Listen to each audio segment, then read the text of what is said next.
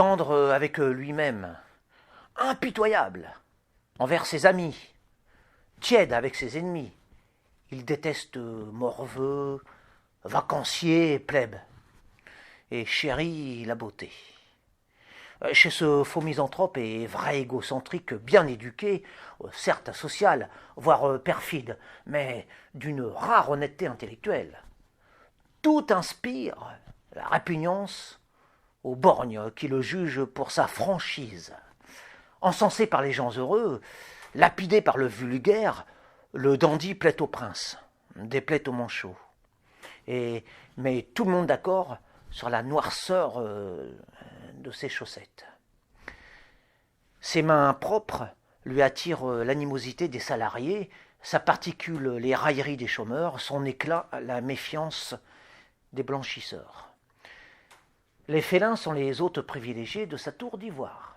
Les femmes, des créatures, éprises de ce féroce aristocrate, en ont d'ineffaçables souvenirs. Vous ne verrez jamais un fils de Cerbère sous le toit de ce sybarite, pas même un adorable caniche. Ennemi de tout aboyeur, le bel esprit que je présente affectionne la compagnie des bêtes intelligentes et inodores. Obsédé par la camarde, horrifié par la beauté qui devient pourriture, Farafasset est son plus doux cauchemar. Il s'extasie en s'enivrant de bière sur sa lumière révolue, médite en bavant d'épouvante sur son sourire devenu ordure, en passant de la gloire vénusiaque à l'horreur du tombeau, de la caresse de rat au cloaque de la sépulture, du baiser des hommes à la morsure du ver.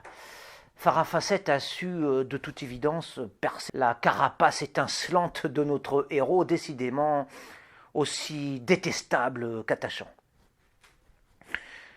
Seul le sort des papillons le touche. Il faut qu'un ange trépasse pour qu'il frémisse.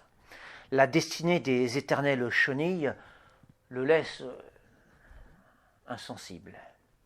Charitable à l'égard des belles gens, altruiste envers les seigneurs, ses pères et laudateurs, plein de bonté pour les bien portants, généreux avec la jante blanc-gantée, il conspue les méchants matérialistes, les malhonnêtes malheureux, les béats brouteurs de certitudes locales.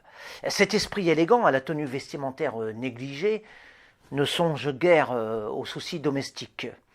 Les étoiles changées en cendres, les siècles en néant et peut-être l'esprit en éternité, telles sont ses préoccupations quotidiennes. Bien des gens qui entendront ce texte désigneront le firmament pour nommer cet astre manceau. D'autres dirigeront un doigt rageur vers la fosse pour mieux l'inhumer sous leur oubli, peu importe. L'esthète brille, tout comme le soleil avec ses rayons de vérité crue. Il dispense ses bienfaits aux porteurs d'ombrelles et brûle les sots